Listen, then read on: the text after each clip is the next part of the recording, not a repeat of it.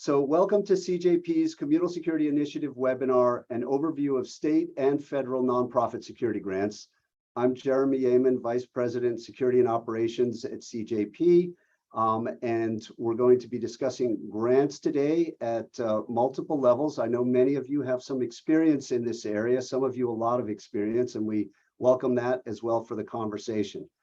I think as all of you know, CJP and the Communal Security Initiative in particular is designed to support the Jewish community in the greater Boston area. And we also provide some assistance and support outside of that area and with the interfaith community and interfaith partners as well. We're particularly pleased that we were able to provide a little over $800,000 in physical security grants in the past year to Jewish organizations, mostly in the greater Boston area. And we also are very pleased that many of our partner organizations worked with us and with others to apply for the federal and Commonwealth nonprofit security grants. And last year alone, about $3.5 million was awarded to many of our partners. Obviously, that's the reason that we're here today. And I'm joined by Kerry Newman, who will be our presenter. And Kerry's a freelance grant writer with more than 13 years of experience, including successful federal and Commonwealth grants. She's worked with CJP as an independent grant writer and consultant on these grants. And she's worked with us for 3 years here in the Boston area, and before that, many years in the New York area. So without further ado, I'll turn it over to Kerry, and we can all learn from her on the grant side. Thank you. Thank you so much. And thank you for inviting me to be here with all of you today. I am just going to start sharing my screen. And if I can just get someone to, can you see that on the screen? Are we good? Yep. Oh, terrific. Okay. So I'm just going to preface what I'm saying with the fact that both for the state or the Commonwealth and the federal nonprofit security grants, everything that I'm sharing is based on last year's information, because this year's has not come out yet. These tend to stay pretty kind of similar year to year with very minimal changes. So by and large, the bulk of this information is definitely useful, and it will be a broad level overview. We're not going to get into the nitty gritty of each application, but I will say when the applications do come out, we should certainly read through them carefully and make sure that nothing substantial has changed from last year to this. Okay, I'm going to start just by clarifying. I think these things feel overly complicated and confusing. So the goal for today would just be sort of shed some light. There's 2 different grant programs, explain the difference between the 2, what they could each be used for, and importantly, what you can be doing right now, even before things come out, to make sure that you're set up for success when these applications do go live. So first, just to zoom out, because I think a lot of the confusion happens even around these 2 different opportunities. There are 2 security grant opportunities. The first is the Commonwealth Nonprofit Security Grant Program, and the second is just called the Nonprofit Security Grant Program, but that's the federal grant program. So the Commonwealth program, on a whole, is the simpler of the 2 programs. The application, essentially they ask for the same information, but the Commonwealth application does it in a way that is sort of more straightforward and less technical. So those are up to $50,000. They're typically due in November, so we're really expecting that the instructions for that application to come out any day now. And the funds are dispersed after the grant agreement is signed, which means that with whatever projects you're proposing, up to $50,000, that's the limit. Once you sign the contract, if you are awarded the grant, you get the funding, and then you could use that funding to do the project. And then you submit reports showing how you use the funding. For the federal grant, which you could get more, up to $150,000 per site, which is to say, if you're an agency that has multiple buildings, you could actually apply for multiple grants, up to 3, but they all have to be attached to different addresses. Those are typically due in April. And for that, you need to be able to actually implement the project with funds that are in reserves, or, you know, however you handle that, but you can't actually get the money until the funds are spent and you submit for reimbursement. So just an important differentiation between the two. Okay, so let's just start with the Commonwealth Grant Program. As I mentioned, this is the simpler of the two. There are essentially two allowable expenses. You could apply for physical security enhancement equipment or inspection and screening systems. The inspection and screening systems tend not to really apply. Every single application I've done for the Commonwealth always falls into the physical security enhancement equipment. And these are things like blast-resistant windows, access control systems, cameras, bollards, you know, physical barriers between vehicles and people in your building. And as I said, this application is relatively straightforward. You have there's attachment A, which is the bulk of your application, which has a basic cover page with contact information. And then there's essentially 5 pages of narrative, 2 pages on your need, 2 pages on the project description, and then 1 page on the implementation plan and the timeline and the person responsible. So essentially what you're doing in this application is you're building an argument. And this is true both for the Commonwealth grant and the federal grant, that you always want to sort of make a case that builds on itself. And sometimes when you're writing a grant, that winds up feeling like weirdly repetitive, but that's okay, because essentially you want to show in your needs assessment, what is it that makes your site particularly vulnerable? And we'll get into some tools a little later on that you could use to do that. How is the project that you're proposing going to fix those vulnerabilities? And then they don't just want to know that, they want to make sure you have the capacity to actually carry out the program. So that's where we get into things like the implementation plan and the timeline and who's doing this, to make sure that if you get the funding, you know how to use it, and you have the right sort of procedures and people in place to manage the project. Then there's a signature page, which essentially it needs to be, these are where things get sort of technical. It needs to be signed in blue ink. Those are the people in your organization that have the authority to sign. And then importantly for the state one, it needs to be submitted both electronically and mailing a hard copy. And the hard copy, excuse me, the hard copy needs to be postmarked by a certain date and time. So, you know, it's really, you know, you don't want to go through all the work and do the application and then just get it in the mail like 5 minutes too late, because they really actually adhere to those time and date deadlines.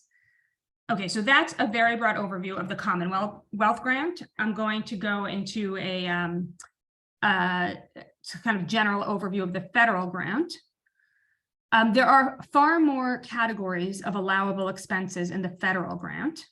I will say all of them that I've written largely fall in the equipment.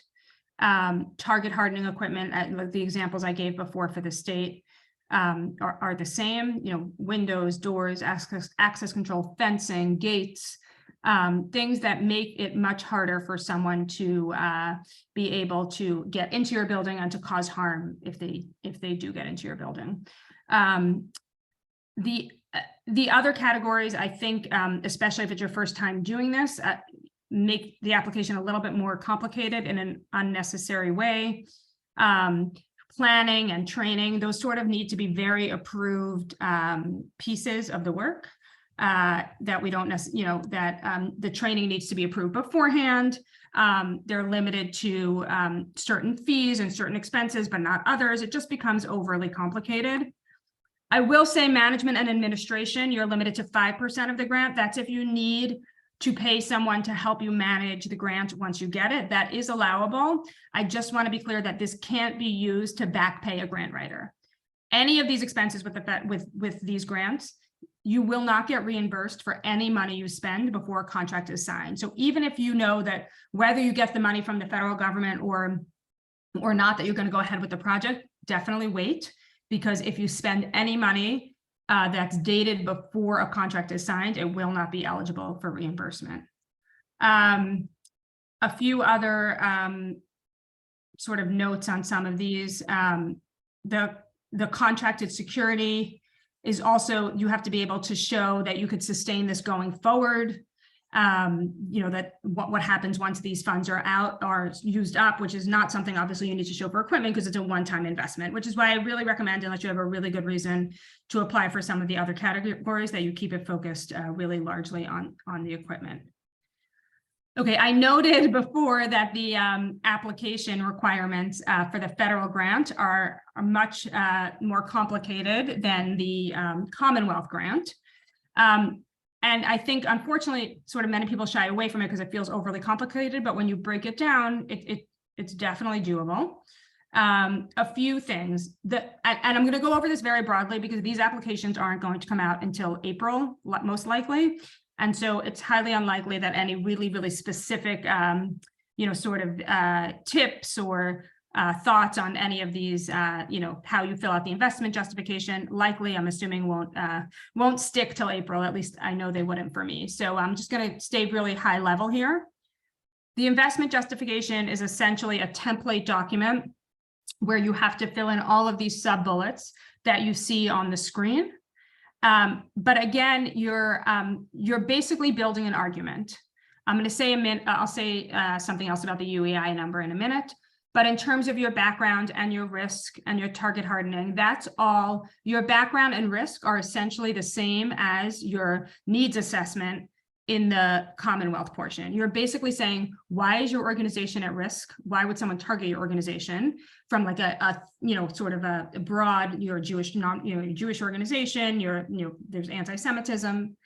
And then specifically, what is vulnerable? Are your window, what is wrong with your current windows? Why aren't they, sufficient for keeping people safe? What is the specific problem? Are you located on a busy, is it on a busy road? Are they, so you start broad with sort of being a target by nature of the fact that you are a Jewish nonprofit organization. And then you could get more specific about what is it specifically that is vulnerable within your organization. Now, the difference between the federal grant and the Commonwealth grant is that you do need to have a vulnerability assessment for the federal grant. So we could talk at the end about how CJP can be helpful with that if you don't already have one. But it's important that the items you're putting in this application are things that are highlighted as some of your most vulnerable needs in the vulnerability assessment. I will also say you should only talk about vulnerabilities that you're going to address through the proposal. So it's very often that when you do these vulnerability assessments, they'll identify multiple needs. You need new windows, you need new fencing, you need new gates. Many of these are beyond the scope. To do all of that is likely beyond the scope of a $150,000 budget. So you should identify what you're going to do and then only talk about the vulnerabilities that you're actually going to address, because there's no use calling their attention to more vulnerabilities that you're not addressing through this application. And that's where I say that it's important that your argument builds on itself. Talk about the vulnerability and then talk about what you're going to put in place to mitigate that vulnerability.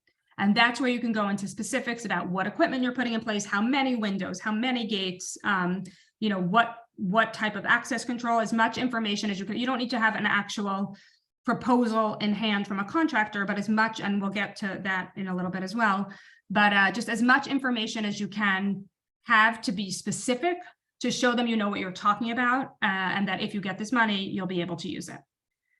Your milestones and project management is sort of like your the last page of the Commonwealth grant, where you're showing them you understand the steps that you need to take, and you have the people on staff who can manage this.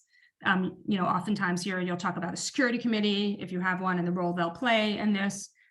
And the impact is really saying, so what? So now we're gonna go through all this and we're gonna put all these things in place. What will be different afterwards? How will it be harder for people to get into my building that don't belong there, that want to do harm? And what has changed in the way that we're keeping our community safe?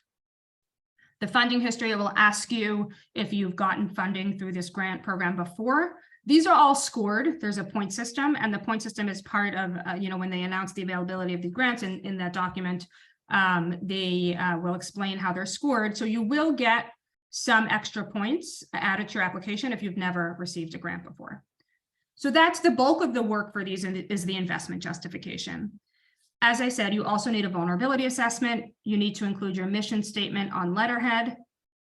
Your UEI number, this is what used to be known as a SAMS number. It's a unique entity identifier. The federal government has switched over to using a UEI number. If you had a previous number in the system, it's automatically switched for you. And if you don't, I'll show you how you can apply for one in a little bit.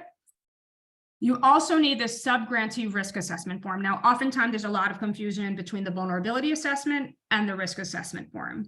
So I just want to point out, this is essentially a financial risk assessment form, meaning this is about the finances of your organization, your governance. It's a form that really your CFO or someone who has knowledge of the finances needs to fill out. It's a few pages, but it's different than the vulnerability assessment. It's not actually about security. It's about sort of, are you stable as an organization? If they give you, are you not closing your doors tomorrow to make sure if they make this grant, because it's a multi-year grant period, that you'll have the ability, you'll still be around to do the work. That's really what it's about.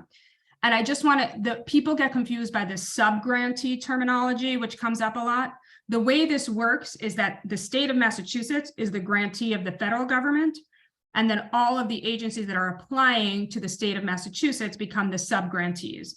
So it's federal money, but it's run through the state, and the state is the grantee, and we all become sub-grantees as we apply for the money. And again, here too, there is a signature page that is required it's the same page as it's required in the Commonwealth grant. Okay, so before I get into, what can you do now in this moment, even though these applications aren't out yet, just some basic things to keep in mind. I've mentioned a few of these already, but I'll just sort of drive the points home. You really want an application that builds on itself. You want to start with why you're at risk. What specific vulnerabilities do you have? How will the proposed enhancements mitigate those vulnerabilities? And what's the impact of the proposed enhancements? And again, it's going to feel a little repetitive, but if you're telling the same story and you're sort of drawing a clear line from here's where I'm vulnerable, here's what I'm going to do, and here's how I'm not going to be as vulnerable, that's a very compelling argument. I think that it's really about specifics, details. The things that make applications stand out are when you are talking about this in a specific way, as rather than broad generalizations. And again, you really need to show them that you have that you understand what it takes to complete the project after you've received the money. So things like, and again, we're certainly available to help, and I'll share my contact information at the end, but what steps will you take to complete the project? So for example, for the federal project, many projects require essentially an environmental review before you could start spending the money. And so if you put in your steps that before you spend money, that your step, you're going to sign your contract is going to be step 1, and step 2 is going to be beginning filling out, it's called EHP. I think it's environmental and historic preservation, that you want to fill out this form. If you put that in your milestones, it signals to the reader that you understand what comes next, right? And you understand you should have submitting quarterly reports. That's something else you have to do if you receive this grant. That should also be listed in your timeline. It just signals that you understand what's involved in actually managing the project, and that's an important point.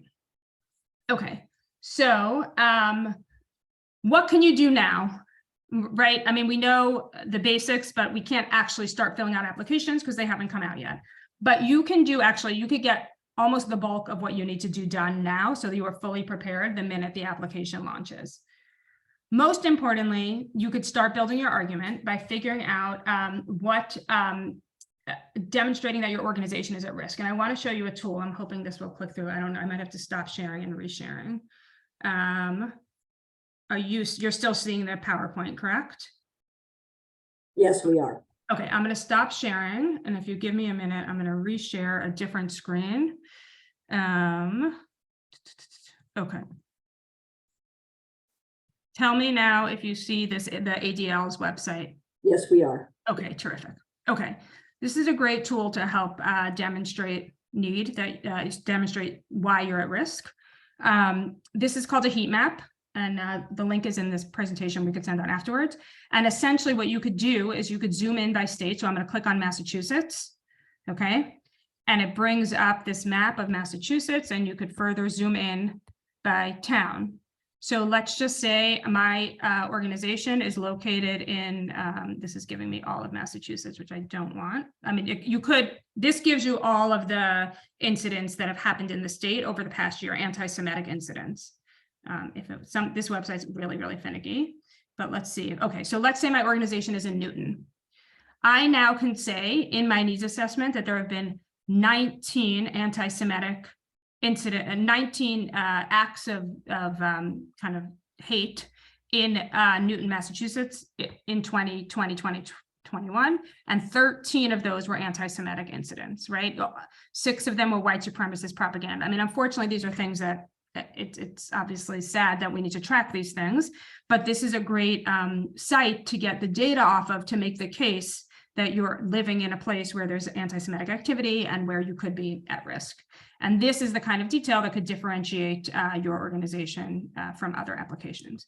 Okay, I'm going to stop sharing this. And if you give me a minute, I'm just going to go back to, okay, do you all see the slideshow again? Yes. Okay, terrific. Okay.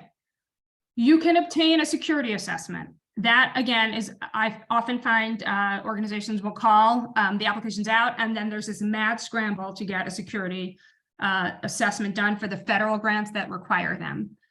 You can, if you get it done now, it'll be good for your application in April. They can go back several years.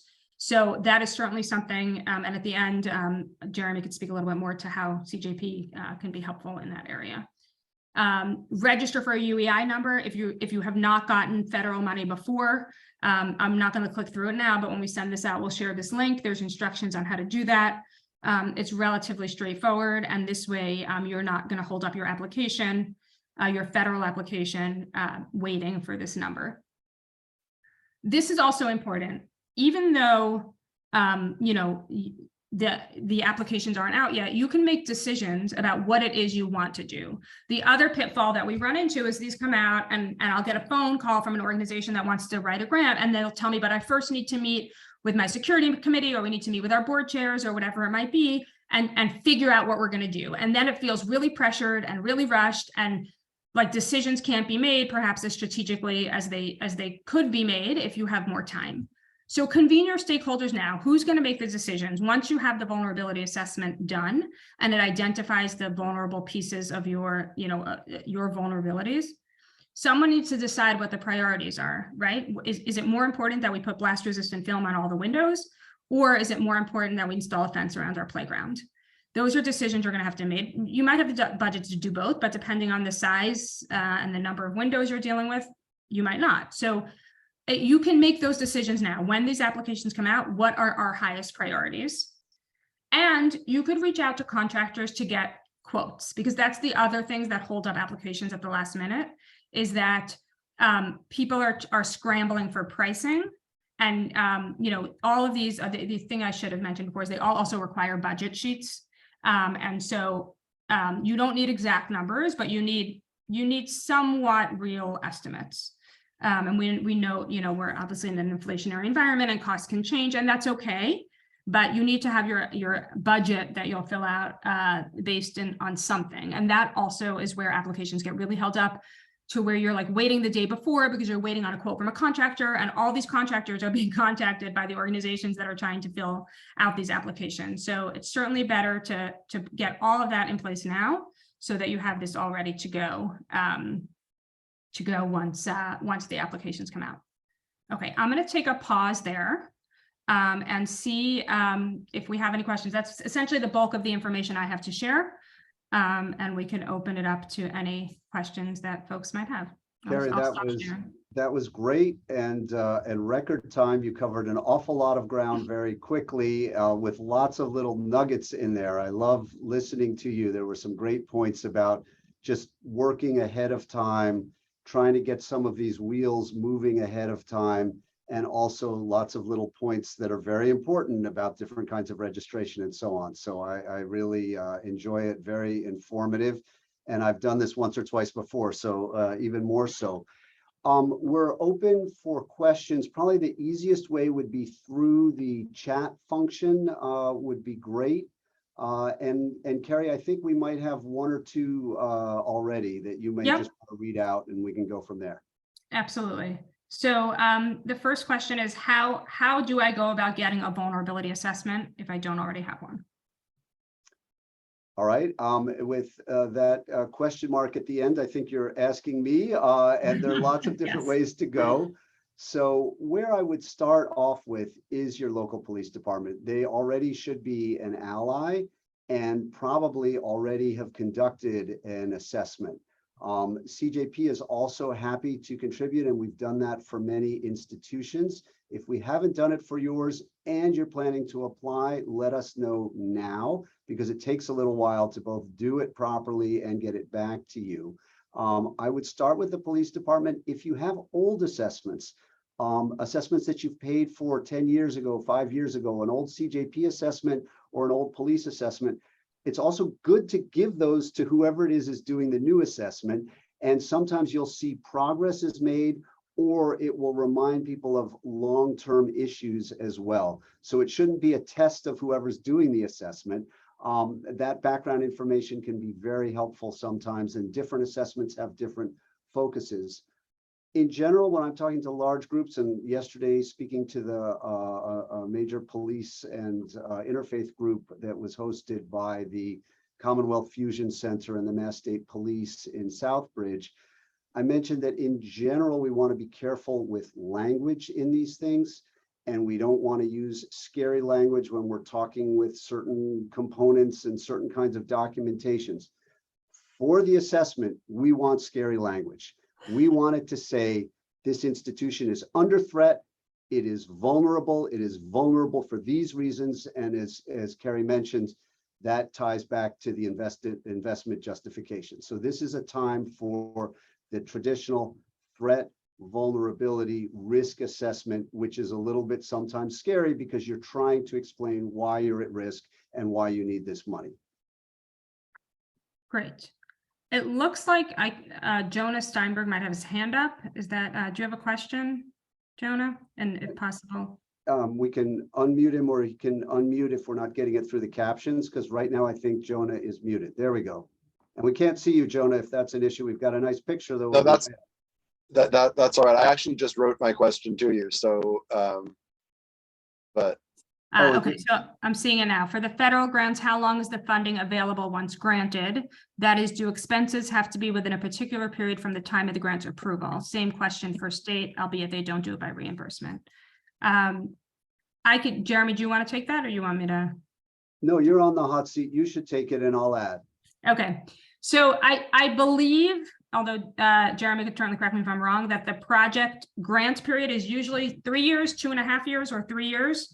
I'm working on. So I believe on the federal side, it has generally been 2 to 3 years. It is clear on the grant, when you get the award letter, it will tell you the period of time, and you can ask for an extension, just the way that you would ask to make changes.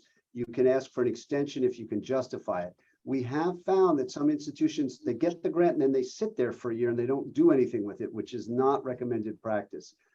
Conversely, or separately, the Commonwealth grant, I believe, has a shorter turnaround time. It might only be a year or so. So you have to be, again, careful about which grant, but there are some ways to extend it, but you should have a plan in place. And what we try and do at CJP is when we find out about unofficial grant notifications, which is basically when the money is going to Congress and there's a list that comes out, we will notify institutions unofficially so that they start preparing, get those, get the more detailed quotes and stuff, so that when you get that letter, then you can start, because you really don't want to drag it out. Also, you don't want to have it on your conscience that you went through all this effort to get the money and then you didn't use it. So you definitely would like to. That said, Jonah, it's a great question, because during COVID, it's really hard to get things done.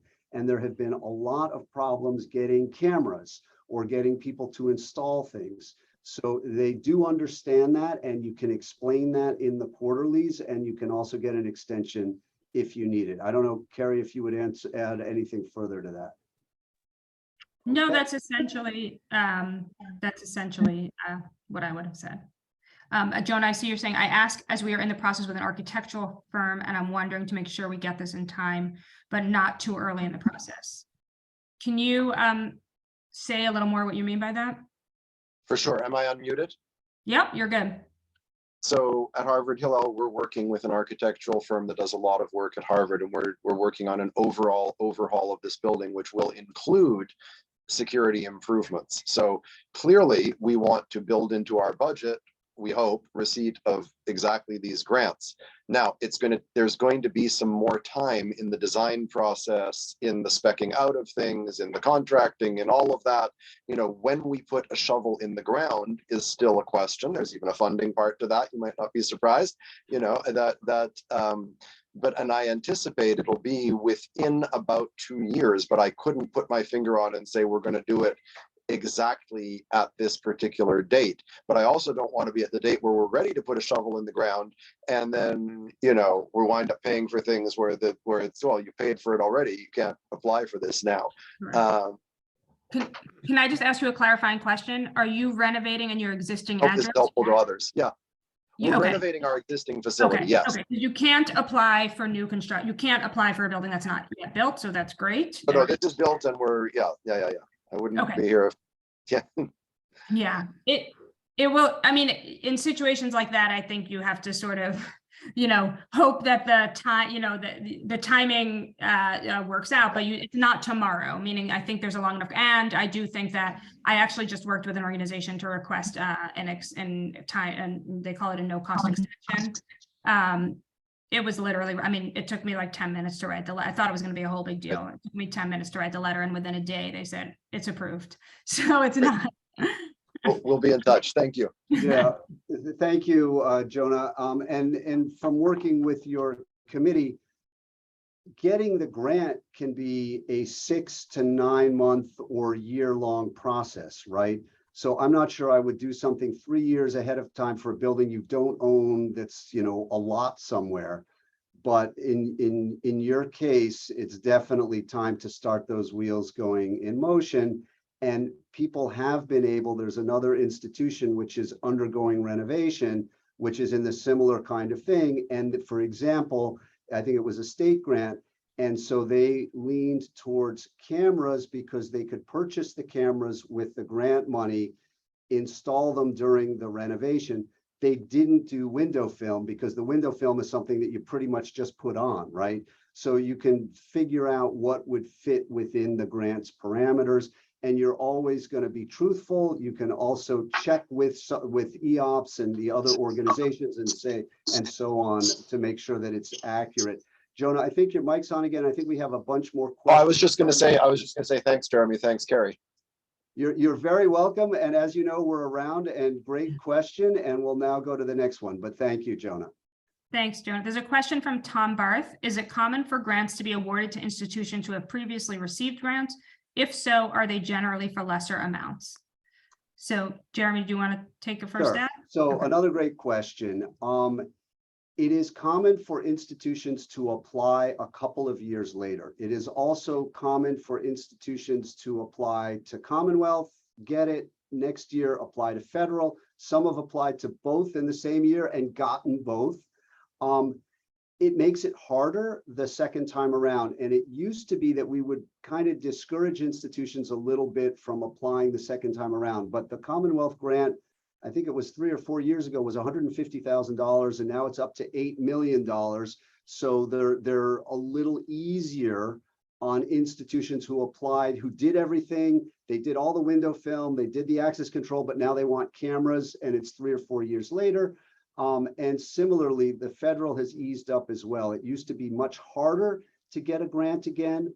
But I can tell you, you know, in terms of CJP, we had a grant, and a few years later applied again for a different thing, and it was okay. So I would always say, plan on not getting the grant. Don't be surprised if you don't get the grant, but do apply for it and do reapply if you've gotten it before, because they're good arguments and the money is out there. And obviously you can't get anything if you don't go through the process. So it's definitely worth a try. The other thing that's important, and I was going to mention this before, is incidents. Part of your investment justification, it's one thing to say, Bad things are happening in the world. Bad things are happening in Massachusetts. Bad things may have happened in our town. All true and important. I don't think the world is as important as Massachusetts in your town. But if you had incidents of vandalism, if you had incidents of threatening phone calls, right? That is important. And particularly if they were documented to the police and you have a case number or something, it's really important to say that, because it helps, again, reinforce the concept that there's somebody out there. And you may know this was a relatively minor thing, hopefully, and that's great. But it is definitely worth keeping track of that stuff and stating it, asking your police department to run that information for your address, checking with other Jewish organizations, and that ADL heat map is great as well. So you definitely, and that might have changed from the last time when you applied 3 or 4 years ago. Now there's something that happened last year and now you want more cameras or something like that. Back to you, Carrie. Yeah, I would just add, I've written for organizations that have received grants, relatively close together. And the second time around, I would say, is a much lighter lift in terms of the application, because you need to update things, but you can still build off of a lot of what you've written, in your first application. So if you have a need and you already have received a successful application, it's far fewer hours to spend on resubmitting an application. So I think it's certainly worth trying. Yeah, great question. And before we get to the next question, and I think you may have it, Carrie, the other thing about Tom's question, though we didn't ask this, is about lesser amounts. We have seen organizations ask for $18,000 of a $50,000 or $100,000 grant, and they get it, and that's terrific. But I would rather the first time ask for the max. So if it's a $50,000 grant, put in enough stuff that you'll hit 50,000. Or if it's 100,000 or 150,000, depending on the area in the grant, try and max it out, because it's the same amount of work pretty much for you and for them to review it than it is for a smaller amount. And then that way you don't come back and say, well, we got 18,000 last year and now we'd like to ask for another 20. If you just ask for 50 to start with, then you'd be working with that money. It's a little easier. So you may not get, and the other thing is you could ask for 100 and you might get 18,000. Okay, that's fine. You want to figure out why that happened as well is really important. The feedback loop is really important. Why didn't we get the full amount, or why were we rejected? But you want to ask for as much as you can. Carrie, back to you. Great. I think this one's for you also, Jeremy. CJP has funding. I've heard CJP has funding for grant writers. Is that true? How do I access it? That is true. So what we have done, because it takes a while to write these grants, and we want you to be successful. We want to encourage people to do it. And we want Carrie and others to be able to work on these grants without institutions having to front load a lot.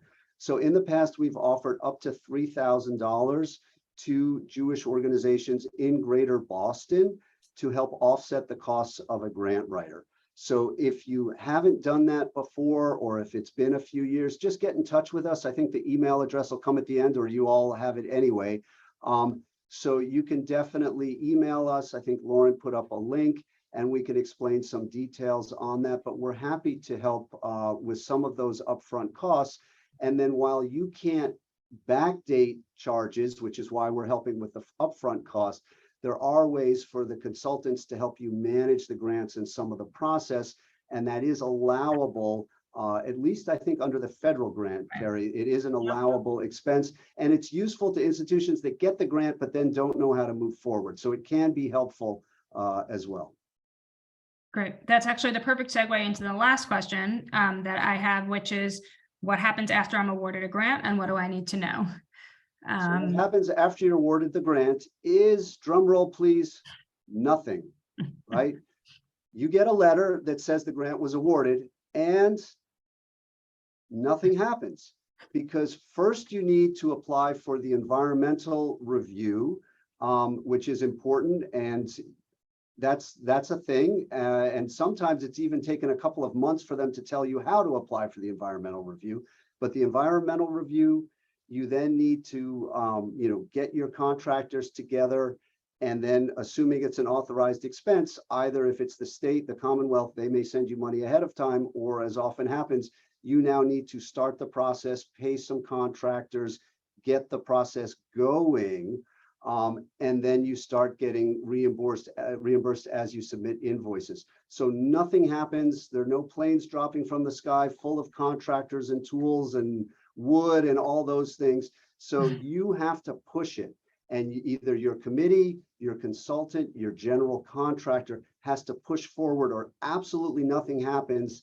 You also have to make quarterly, what do you call them? Quarterly check-ins. Carrie, what's the term? It's not Sure, there's quarterly reports. Every quarter, you're required to submit both a financial report and a narrative report. They're not overly complicated at all. And in fact, usually for the first 4 quarters, so given even like the first year into your program, you're sort of submitting a grant that says I've spent $0, a financial report that says I've spent $0, and a progress report that says I've submitted my EHP review. I'm waiting for EHP, approval. Oh, I've gotten the EHP approval, and now I've signed contracts. So they're not. It feels overwhelming, like when you're on your first call, and usually they have a call with the awarded grantees to kind of walk them through all the next steps, and it sounds really overwhelming, but it's really, you could fill out these reports, especially before you start spending the money, 15, 20 minutes. The main thing is that you are as prepared to go, so that okay, this, I want to file the EHP, the environmental and historical permit. Then I want to get, simultaneously have the contractors lined up. And then it's also a time of year and convenience thing. I don't know if you're all aware of this, but sometimes it gets really cold. Sometimes it's really hot. Sometimes school's in session. Sometimes it's not. So trying to figure out when between you, the contractor, and everything else, you can get the work done. But you want to start as quickly as you can. And it really starts, like everything, with you. You've got to push this forward or nothing happens. And we deal with institutions that it's a year later and 2 years later, and they're still discussing something. And really, it should have taken off already. Okay. That's the last question I have. I'm not seeing anything else in the Q&A. All right. Well, I just like to say, Carrie, thank you very much. And to our viewers and listeners, thank you for all that you're doing for the community. We really do appreciate everything, all the volunteers, all of the staff working so hard at so many levels to support the Jewish community. And we hope to be able to support you in that effort. Carrie is a resource. There are many other resources. Hopefully this was helpful to you. And I don't know, Carrie, if you would like the last word. I just put up, I realized the next webinar is an outdated slide, so I apologize. That was from the last time we did this. But what is important on this slide is how to reach Jeremy's team, how to reach me, and we're both here as resources for you. And just want to maximize these opportunities for the Greater Boston Jewish community. So thank you all, and happy to follow up with anyone. Okay, great. Thank you all very much. Thank you, Carrie. Take care. Bye now.